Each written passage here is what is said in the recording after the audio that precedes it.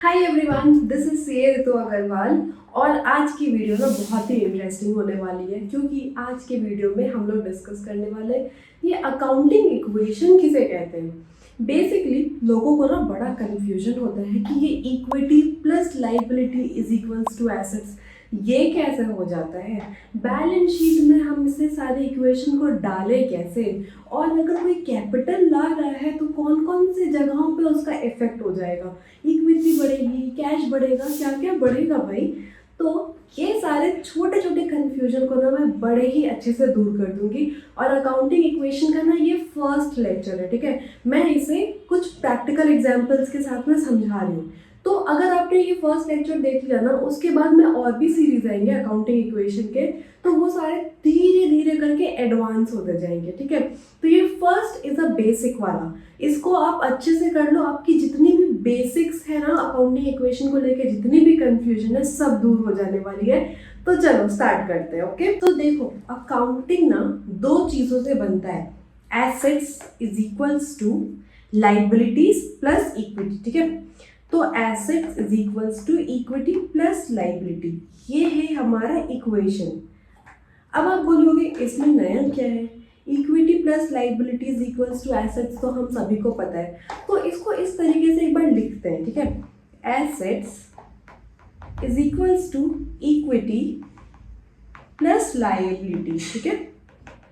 अब नाउ आपके एग्जाम्स में या आप जब भी कुछ सॉल्व कर रहे होते हैं अपना इस प्रॉब्लम के बेसिस पे, अगर आपको इक्विटी पता करना है तो सिंपल मैथ्स है, इक्विटी को इधर लेकर के आ जाओ, A minus L is equals to equity, बस ये एक इक्वेशन है, ठीक है।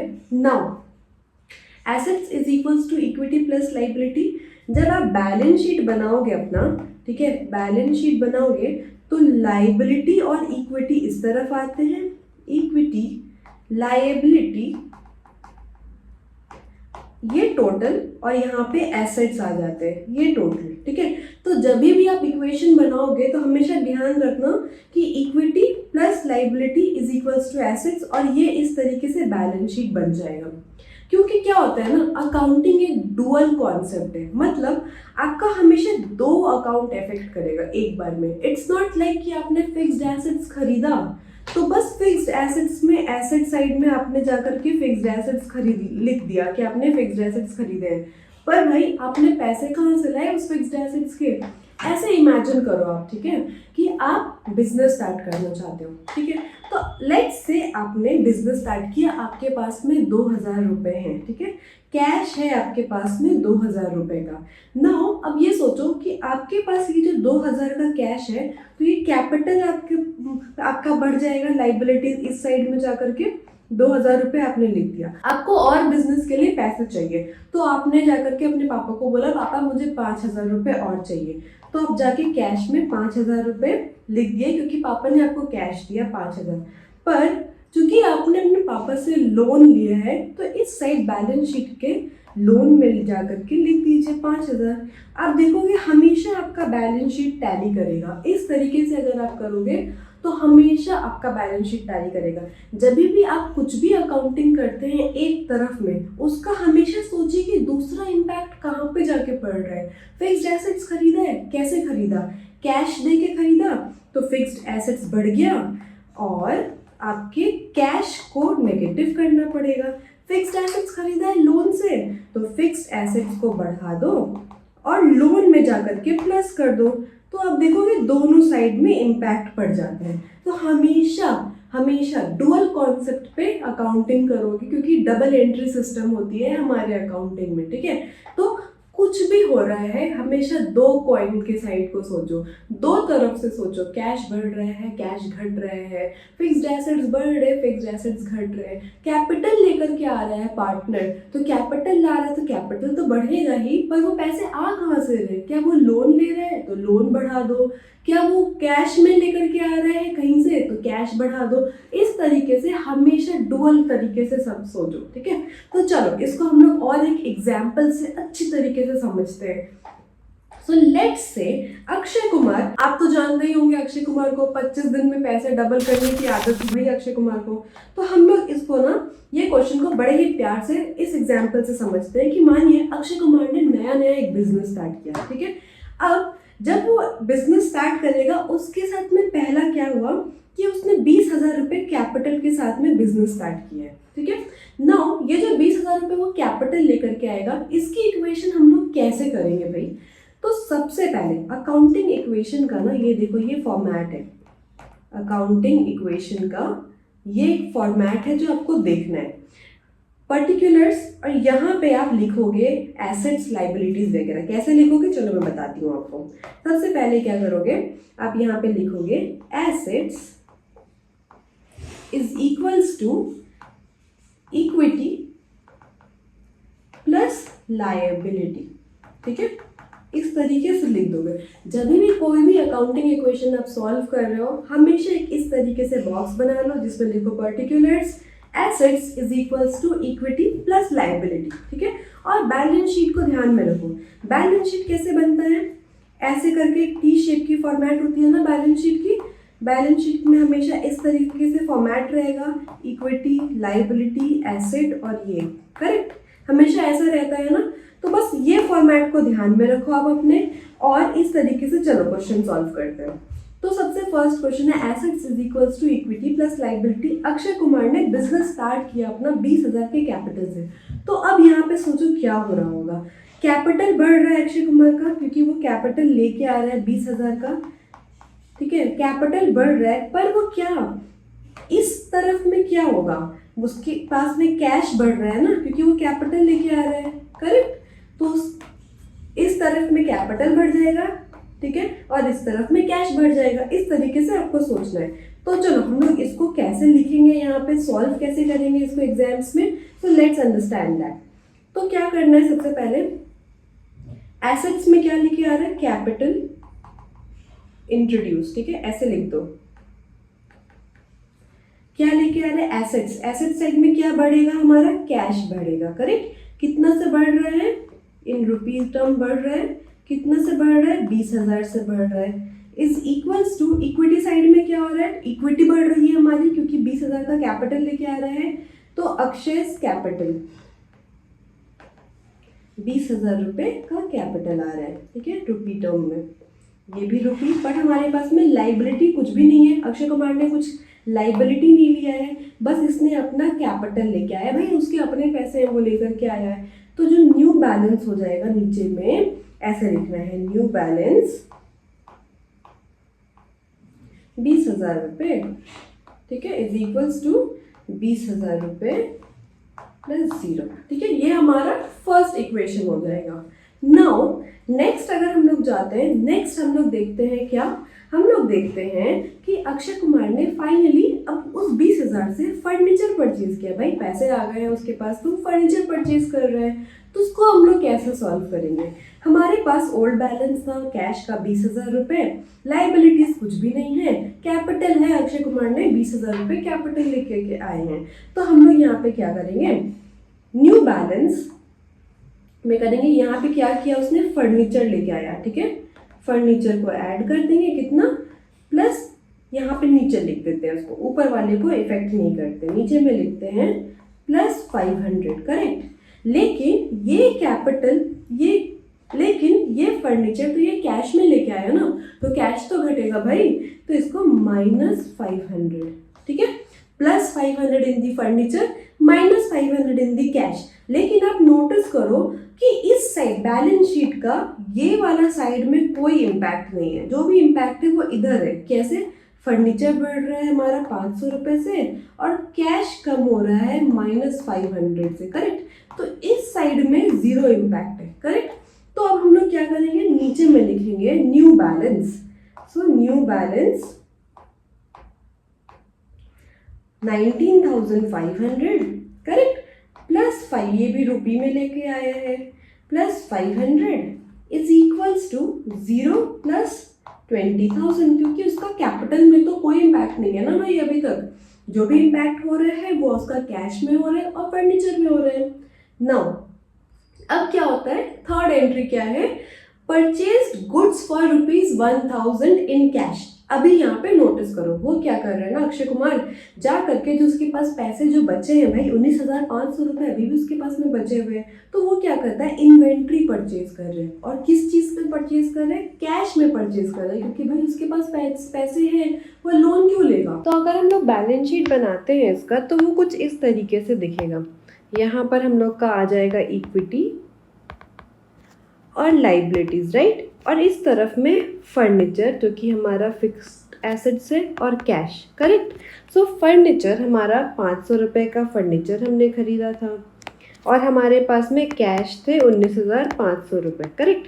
अब यहाँ पे बोल रहा है कि purchase goods for 1000 in cash, तो हमारा इन्वेंट्री आ जाएगा यहाँ पर 1000 का और कैश से माइनस हो जाएगा 1000, तो ऐसे हो जाएगी डबल एंट्री हमारी। तो लेट्स बिगिन विद दैट। तो हमने यहाँ पे इन्वेंट्री लिखा, यहाँ पे -1000, ठीक है, और फिर हम लोग जाएंगे यहाँ पे प्लस फर्नीचर में, सॉरी, फिर हम लोग जाएंगे यहाँ पे प्लस गुड्स प्लस इन्वेंट्री में, और यहाँ पे लिख देंगे प्लस 1000, और यहाँ पे ये फर्नीचर 0 है इक्वल्स टू 0 प्लस 0। यहाँ लाइबिलिटीज़ और इक्विटी में कोई इम्पैक्ट नहीं है, तो जो न्यू इक्वेशन होगा वो हमारा कुछ इस तरीके से हो जाएगा। 18,500 हमारे पास कैश बचा, 500 का फर्नीचर है और 1000 का इन्वेंट्री है, और इस तरफ में देखोगे आप तो हमारे पास अभी तक कोई भी लोन्स नहीं है, 0 प्लस कैपिटल जो है वो 20,000 का है।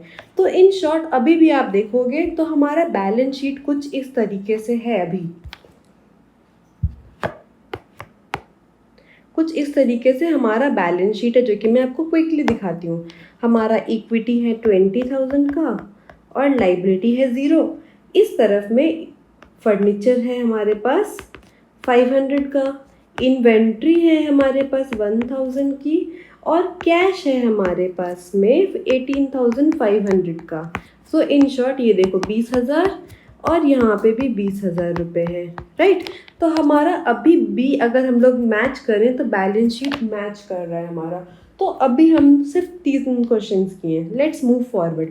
4 नंबर पे बोला जा रहा है कि हमने वापस से 2,000 रुपये का गुड्स खरीदा, पर इस टाइम हमने वो कैश में ना परचेज करके क्रेडिट में परचेज किया, तो इसकी एंट्री ऐसे होगी। So let's begin. हम लोग क्या करेंगे, यहाँ पे इन्वेंट्री है प्लस 2,000 की इन्वेंट्री खरीदी, ठीक है, इन्वेंट्री। इस टाइम पे सिंस हमने क्रेडिट पे खरीदा है, करेक्ट, हमने क्रेडिट पे खरीदा है, तो हम लोग का यहाँ पे लाइबिलिटी साइड में 2,000 बढ़ जाएगा, प्लस कैपिटल में कोई इम्पैक्ट नहीं है, कैश में 0 इम्पैक्ट है, फर्नीचर में 0 इम्पैक्ट है। तो अब जो न्यू इक्वेशन बनेगी ना वो कुछ इस तरीके से बन जाएगी। 18,500 हमारा कैश है, फर्नीचर है 500 का, और स्टॉक आइटम है 3,000 की। इस साइड में 2,000 रुपये का हमारा लाइबिलिटीज़ आ गया, इस टाइम नया लाइबिलिटीज़ ऐड हुआ है, और अक्षय कुमार की कैपिटल है 20,000 की। तो अगर अब हम लोग बैलेंस शीट देखें ना तो अब आप देखोगे हमारा बैलेंस शीट कुछ इस तरीके से है। हमारे बैलेंस शीट में है, सबसे पहले है फर्नीचर जो कि है 500 रुपये का, इन्वेंट्री वो है हमारे पास में ये देखो 3,000 रुपये की, और कैश बैलेंस जो है वो हमारे पास 18,500 का है, करेक्ट। लेकिन हमारे पास अब जो कैपिटल है वो अभी भी है 20,000 की, और इस टाइम में हमने इन्वेंट्री खरीदा था लोन पर, तो उसकी एंट्री हो जाएगी कुछ इस तरीके से, 2,000 रुपये का लोन। तो अब हमारा बैलेंस शीट का टोटल हो जाएगा 22,000 रुपये। अब देखोगे इस तरफ भी 22,000 रुपये से मैच कर जा रहा है। बस इतना सा है हमारा डबल इक्वेशन जो हम लोग बनाते हैं, equity plus liabilities is equals to assets. अब देखो हमारे पास क्वेश्चन में ये है कि गुड्स सोल्ड फॉर 2,500 का जो गुड्स है वो 4,000 में हमने सेल किया है। तो अब इसकी इक्वेशन क्या होगी, हमारा सेलिंग प्राइस है 4,000 रुपये, हमारा कॉस्ट प्राइस है 2,500 रुपये, ठीक है। तो हमारे पास प्रॉफिट कितना हो रहा है 1,500 रुपये का। नाउ यहाँ पर देखो क्या बोल रहा है कि 1500 रुपये का हमारा फ़ायदा हुआ, मतलब हमारा कैपिटल बढ़ गया 1500 रुपये से। तो हम लोग सिंपली जाएंगे यहाँ पे प्लस अक्षय कुमार के कैपिटल में लिख देंगे 1500 रुपये, ठीक है। पर एक चीज़ आप नोटिस करोगे, यहाँ पर जो स्टॉक था ना हमारा, वो तो सिर्फ 2500 का ही है, करेक्ट। जो स्टॉक का कॉस्ट है वो 2500 का, तो यहाँ पे हम लोग माइनस करेंगे 2500। पर जिस भी इंसान ने खरीदा है उसने हमें पैसे नहीं दिए क्योंकि वो क्रेडिट में सेल हुआ है। तो हम लोग क्या करेंगे, सिंपली यहाँ पर प्लस डेटर्स, यहाँ पे प्लस 4000 कर देंगे, ठीक है। बस हो गया हमारा इक्वेशन रेडी। तो न्यू इक्वेशन जो हो जाएगा वो हो जाएगा कैश इज 18,500 प्लस 5000 की फर्नीचर प्लस 500 जो बचा है हमारा इन्वेंट्री और 4000 का डेटर्स, ठीक है। तो अब उसके बाद यहाँ पे क्रेडिटर्स 2000 के और 21,500 का हमारा कैपिटल। नाउ अगर अब हम लोग इसकी सिंपली बैलेंस शीट देखते हैं ना, तो वो कुछ इस तरीके से बन जाएगी। ऐसे जाओगे आप बैलेंस शीट में, तो यहाँ पर हमारा कैपिटल जो है वो हो जाएगा 22,500 का। हमारा क्रेडिटर्स जो कि लाइबिलिटीज़ है वो हमारे पास है कितना, 2000 के, ठीक है। तो इस तरफ देखोगे तो हमारा बन जा रहा है ये 24,500 रुपये। और हमारा इस तरफ में एसेट साइड में फर्नीचर है हमारे पास में 500 रुपये के, स्टॉक अब बचा सिर्फ 500 रुपये का, डेटर्स है हमारे पास में 4000 के और कैश बैलेंस है हमारे पास में 18,500 का। तो अब कितना हुआ, ये भी सब कुछ ऐड करोगे आप तो हमारे पास वापस से बचता है 24,500 रुपये। तो बस सिंपली इस तरीके से आपको सारा इक्वेशन करना है, ठीक है। Let's move forward. अब हमारे पास में आता है question, paid 1000 for rent and 5000 for salary. ये बड़ा ही सिंपल है। पहले तो हमारे पास में ओल्ड बैलेंस क्या क्या है, कैश है 18,500 का, फर्नीचर है 500 के, स्टॉक है 500 के और डेटर्स है 4000 के, करेक्ट। तो और यहाँ पे क्रेडिटर्स साइड में 2000 और अक्षय कुमार का कैपिटल है 1500 रुपये का प्लस 21,500 का, करेक्ट। तो हम लोग यहाँ पे क्या करेंगे, रेंट, तो हम लोग पे करेंगे सैलरी और rent, correct. Salary plus rent हमने जो पे किया वो क्या चीज़ में पे किया, हमने पे किया यहाँ पे तो कैश गया होगा, करेक्ट। तो हम लोग बस सिंपली 5,000 प्लस 1,000 6,000 रुपये यहाँ से माइनस कर देंगे, बाकी सब पे कोई इम्पैक्ट नहीं आएगा। तो बस ये हो गया हमारा 12,500, ये furniture 500, stock 500, debtors 4000 is equals to creditors 2000 plus Akshay Kumar की कैपिटल 21,500 रुपये। ये हमारा न्यू इक्वेशन हो गया। अब आप देखो, जब आप यहाँ पे सैलरी और रेंट पे कर दोगे तो कैश जा रहा है। अब आप इस तरफ सोचो कि आपका कौन सा अकाउंट इम्पैक्ट होगा, कैपिटल घट जाएगा, करेक्ट। तो हम लोग 6,000 रुपये से कैपिटल को माइनस कर देंगे अक्षय कुमार का। तो अब देखो यहाँ पे आ जाएगा 12,500 रुपये प्लस 500 रुपये फर्नीचर, स्टॉक 500 रुपये, डेटर्स 4000 इज इक्वल्स टू 2000 का क्रेडिटर्स प्लस 21,500 रुपये माइनस 6,000 रुपये आपको कर देने पड़ेंगे। तो हो जाएगा ये हमारा कितना हुआ, 15,500 रुपये। तो नाउ अब हम लोग इस तरफ जाते हैं। अगर नेक्स्ट क्वेश्चन जो है, जो कि हमारा लास्ट क्वेश्चन है, इसमें क्या बोल रहा है कि ठीक है चलो अब 2,000 रुपये पर्सनल यूज़ के लिए विड्रॉ किए गए, तो इसकी अकाउंटिंग कैसे होगी। तो यहाँ पे 2,000 विड्रॉ किया गया, मतलब कैश कम हो गया होगा माइनस 2,000 रुपीज़ से। बाकी फर्नीचर थोड़ी विड्रॉ हुआ है, स्टॉक थोड़ी विड्रॉ हुए हैं, डेटर्स थोड़ी विड्रॉ हुए हैं, क्रेडिटर्स भी सेम ही रहेंगे। और यहाँ पे लेकिन अक्षय कुमार का वापस से कैपिटल 2,000 से कम हो जाएगा क्योंकि वो विड्रॉ कर लिया गया ना, विड्रॉइंग्स है हमारे। तो न्यू इक्वेशन जो हो जाएगा वो हो जाएगा ये हो जाएगा 10,500 रुपये कैश, फर्नीचर 500 रुपये, स्टॉक 500 रुपये, डेटर्स 4,000 के आपके हो जाएंगे इक्वल्स टू 2,000 का क्रेडिटर्स और यहाँ पे 13,500 रुपये का आपका कैपिटल हो जाएगा। तो ये हो गई फाइनल एंट्री हमारी। तो अब अगर जब हम लोग बैलेंस शीट बनाते हैं ना, बैलेंस शीट एज ऑन 31 मार्च 2025, तो आप देखोगे इस तरफ में क्या आएगा, पर्टिकुलर्स, ठीक है, ऐसे ही तो लिखते हैं ना, रुपीज़ पर्टिकुलर्स रुपीज़। तो यहाँ पे सबसे पहला आता है इक्विटी। इक्विटी कितना है हमारे पास में अभी 13,500 रुपये, ठीक है। फिर उसके बाद में क्रेडिटर्स हमारे कितने हैं, क्रेडिटर्स बोले तो लोन, वो हो गए 2,000 रुपये, ठीक है। ये हो गया लाइबिलिटीज साइड, तो ये हो जाएंगे 15,500 रुपये। अब इस तरफ में आप देखोगे कैश बैलेंस है 10,000 का, 10,500 रुपये। फर्नीचर है हमारे पास में 500 रुपये का। इन्वेंट्री है हमारे पास में 500 रुपये की। और क्या क्या है भाई, डेटर्स है 4,000 रुपये का। तो अब हम लोग इसको टोटल करते हैं तो ये भी हो जाता है 15,500 रुपये, करेक्ट। तो इस तरीके से हमारा बैलेंस शीट टैली कर गया। आपको ना हर स्टेप पे सोचना है कि कौन सा दो डुअल अकाउंट कौन कौन से इम्पैक्ट होंगे। आप जब इस तरीके से सोचने लग जाएंगे तो अकाउंटिंग इक्वेशन बहुत ही इजी तरीके से समझ आ जाएगी। तो ये तो आज हमने फर्स्ट लेक्चर अकाउंटिंग इक्वेशन का डिस्कस किया है। आगे मैं इससे भी थोड़े कॉम्प्लेक्स और एडवांस लेवल के क्वेश्चंस लेके आऊँगी अकाउंटिंग इक्वेशन के लिए, जिससे कि आपके जितने भी डाउट्स हैं अकाउंटिंग इक्वेशन में, बैलेंस शीट कैसे बनता है, P&L कैसे बनता है, वो सारे रिजॉल्व हो जाएंगे। तो अगर वीडियो पसंद आया होगा तो चैनल को ज़रूर लाइक एंड सब्सक्राइब करें।